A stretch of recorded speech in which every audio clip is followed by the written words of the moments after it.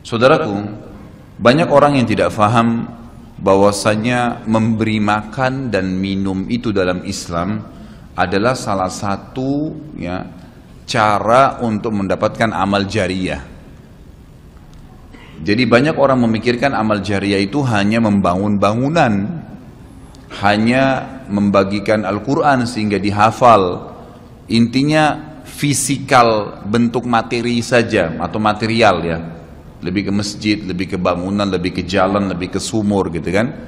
Padahal sebenarnya ada hal-hal lain yang bisa menjadi penyebab amal jariyah. Di antaranya makanan dan minuman. Jadi hadis Nabi SAW yang sahih riwayat Imam Ahmad, ini rahasianya di hadis ini. Kata Nabi SAW, "Ma wudi'a ta'amun illa wada'allahu fihi barakah." Tidak ada makanan atau minuman yang dihidangkan untuk orang lain kecuali Allah, atau dihidangkan buat diri sendiri juga masuk sebenarnya, kecuali Allah jadikan bagian dari makanan dan minuman itu berkah. Maksudnya berkah apa? Kata para ulama, dia akan berada di tubuh orang yang mengkonsumsinya selama dia masih hidup. Jadi begini, orang tua kita semua, Bapak Ibu sekalian, orang tua kita seperti saya, orang tua saya misalnya, pada saat saya ceramah di masjid ini, saya mendapatkan pahala karena menyampaikan agama Allah, insya Allah, bila diikuti dengan keikhlasan. Semoga Allah ikhlaskan niat kita. Orang tua saya panen pahala saya. Kenapa Bapak Ibu sekalian? Karena saya tumbuh dari ASI ibu saya, dan saya tumbuh dari nafkah ayah saya.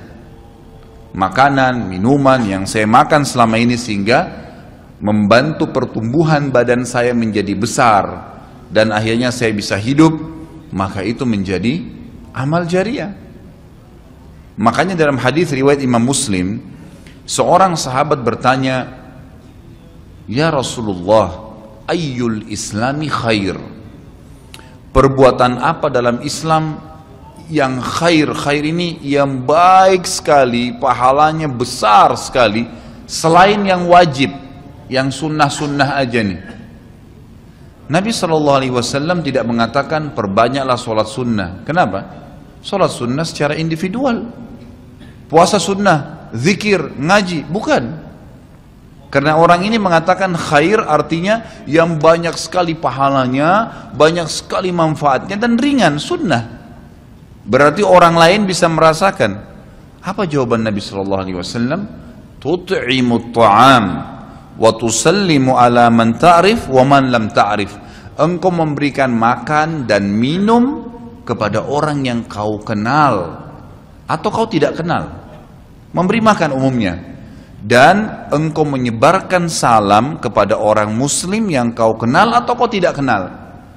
Tapi saksi bahasan kita potongan awal hadis ini, di mana Nabi SAW menjadikan amal yang paling baik, besar pahalanya dalam Islam ternyata memberi makan dan minum orang lain. Kok bisa? Bukankah dalam secara akal kita, kalau kita makan dan minum kan habis gitu kan? Ternyata yang dibuang oleh tubuh itu yang tidak dibutuhkan saja.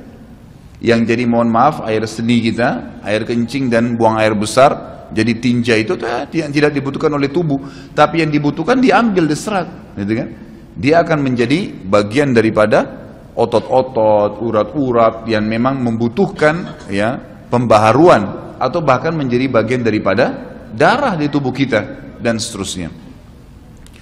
Tubuh kita terdiri dari 75% air. Dan Allah SWT mengatakan dalam Al-Quran, "A'udzubillahi minasyaitonirrajim, waja'alna minal ma'i kulli syai' hayy." Kami jadikan dengan air itu segala sesuatu bisa hidup. Dan memang seperti itu. Manusia bisa hidup dalam sebulan tidak makan, tapi manusia nggak bisa hidup kalau sebulan nggak minum. Bukan sebulan, seminggu nggak minum. Makanya para sahabat, beberapa riwayat menyebutkan seperti Abi Dzar radhiyallahu anhu, beliau mengatakan waktu beliau datang ke Mekah untuk mencari tahu berita tentang Nabi SAW, saking khawatirnya kalau beliau mengaku mau cari Nabi, karena semua orang yang datang dari luar Mekah mencari Nabi Muhammad SAW waktu zaman di Mekah itu digebukin atau dipukul. Dia dari suku Ghifar, dia khawatir. Maka dia bilang, karena khawatir saya ditahu orang asing, saya juga kalau beli nanti retorika bahasa saya berbeda, maka saya minum air Zam-Zam. Dan selama beberapa hari dia tinggal di Mekah itu 2 minggu cari Nabi SAW, 2 minggu minum Zamzam, nggak makan apa-apa. Dan bisa, gitu kan, minum air. Beberapa sahabat juga dalam riwayat Bukhari menjelaskan, mereka pernah tinggal di Mekah selama sebulan tidak minum kecuali air Zamzam. Bisa hidup. Apalagi memang Zamzam punya kelebihan. Ya. Zamzam itu kata Nabi SAW adalah makanan dan minuman yang menyehatkan dan mengenyangkan. Intinya memberikan makan dan minum dalam Islam ditekankan sekali.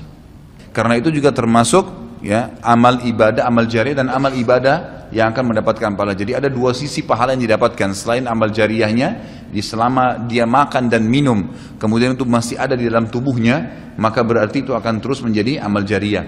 Kata para ulama, dia akan terus menjadi amal jariah pada saat seseorang tumbuh besar. Kayak kasus seseorang manusia tadi, orang tuanya, ayahnya carikan nafkah yang halal, ibunya kasih ASI, kemudian dia tumbuh besar dari situ. Tumbuh besar ini ternyata menjadi otot-ototnya, menjadi komponen dari tubuhnya. Kemudian dia menjadi besar lalu dia menikah. Dari komposisi tubuhnya tadi ternyata ada yang mengalir di sperma dia kepada anaknya. Kemudian anaknya tumbuh besar juga dari situ dan seterusnya. Jadi amal jariah selama masih ada manusia itu. Jadi seperti itu luar biasanya gitu.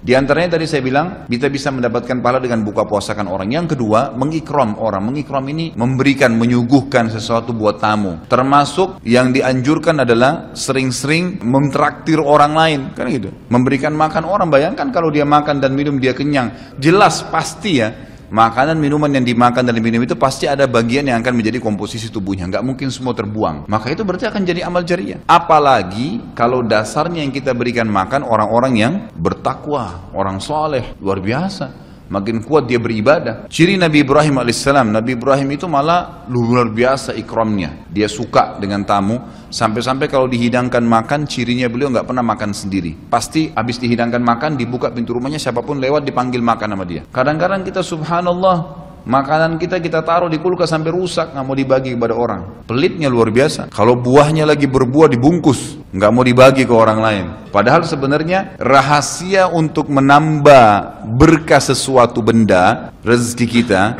itu diinfakkan dulu. Kata Nabi SAW di dalam hadis Bukhari, Allah SWT berfirman, ya ibna Adam, anfik alaik. Wahai anak Adam, infak dulu baru saya infakkan kepadamu. Artinya baru saya berikan, bukakan rezeki itu. Kita kalau mau otomatis ya, spontan, begitu dapat makanan, ada makanan terus langsung dibagi. Dibagi langsung pada saat itu. Nih, bagi sama teman misalnya, atau dikata porsinya sebagian, atau kita beli bungkus yang lain. Ini saya beli 1 bungkus makanan 10.000. Beli 1 bungkus yang lain khusus kasih fakir miskin. Sebagai tanda syukur terhadap makanan tadi itu.